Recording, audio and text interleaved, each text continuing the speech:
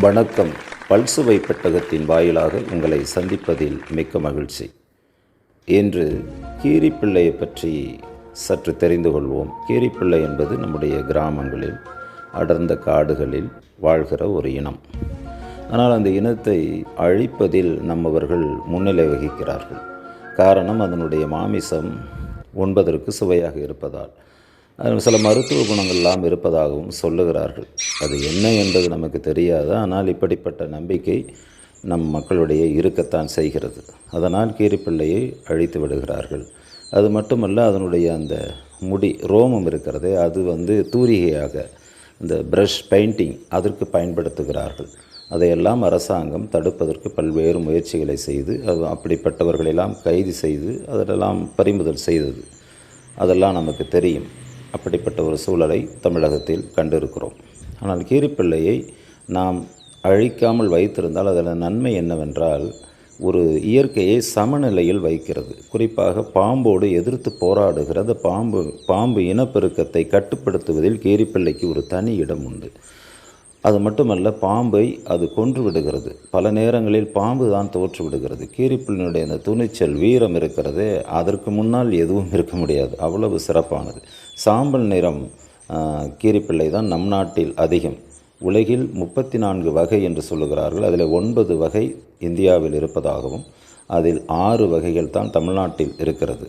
ஆகவே இந்த கீரிப்பிள்ளை என்பதை நாம் அழித்து விடக்கூடாது என்பதிலே நாம் உறுதியாக இருக்க வேண்டும். நம் பள்ளி குழந்தைகள், கல்லூரி இங்கெல்லாம் இதை சொல்ல வேண்டும்.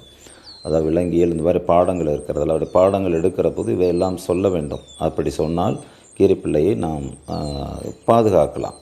இந்த சமநிலை என்பது நிச்சயமாக தேவைப்படுகிறது. அதை நாம் விட்டு விடுகிறோம் இல்லையா? கீரிப்பிள்ளை, தென்னம்பிள்ளைன்னா நம்ம தென்னை மரம் இல்லையா? இப்படி பிள்ளை என்ற ஒரு பெயரை வைத்து நாம் மகிழ்ச்சியாக கொண்டாடுகிறோம்.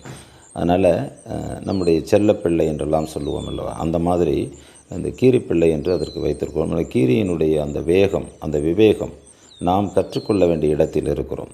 கீரிப்பிள்ளையை அழிப்பது என்பது நம்முடைய நோக்கமாக இருக்கக்கூடாது. அதை தடுக்க வேண்டும். அரசாங்கங்கள் எத்தனை தடை சட்டங்கள் போட்டிருந்தாலும் கூட நாம் தன்னுணர்வோடு நாம் முயற்சி செய்கிற போது தான் கீரிப்பிள்ளை மற்ற எந்த விலங்குகளாக இருந்தாலும் சரி, அல்லது தாவரம் எதுவாக இருந்தாலும் சரி, அதை தடுக்க முடியும். ஒவ்வொருவருக்கும் அந்த கடமை வர வேண்டும்.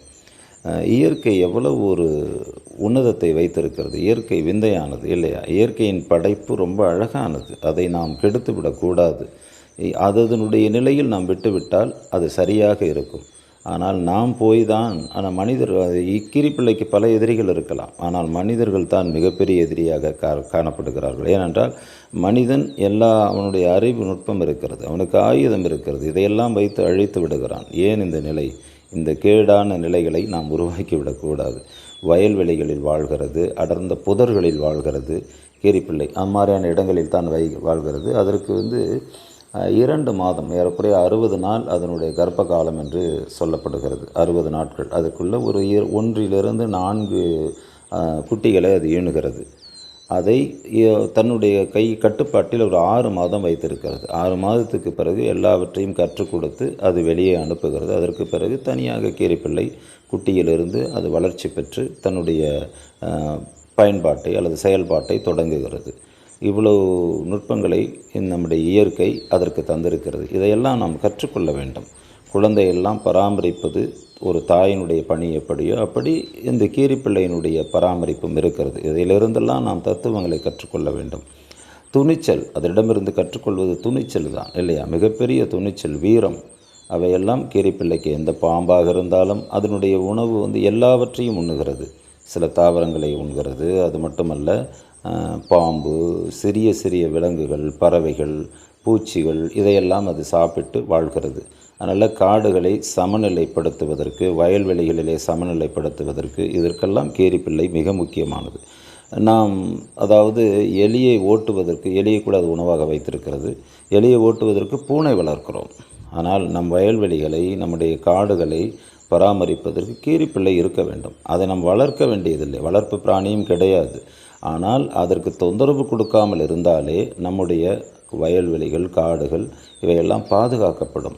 இப்போ பாம்பு போன்ற விலங்குகள் நமக்கு என்ன இவ்வளோ தொல்லை கொடுக்கறது, நம்முடைய பகுதிகளில் அதிகமாக இருக்கிறது. கீரிப்பிள்ளைகள் இருந்தால் அது கட்டுப்பாட்டுக்குள்ளே இருக்கும்.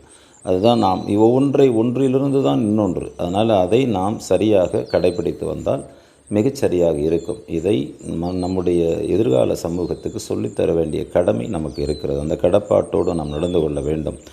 எந்த உயிரினமாக இருந்தாலும் அதை நாம் மதிக்க வேண்டும். நம்முடைய தேவைக்காக அதை அழிப்பது என்பது தவறு. அதை நாம் புரிந்து கொண்டால் கீரிப்பிள்ளையை வாழ்வதற்கு நாம் வழிவிடுவோம். எந்த உயிரினமாக இருந்தாலும் அதை பாதுகாப்போம்.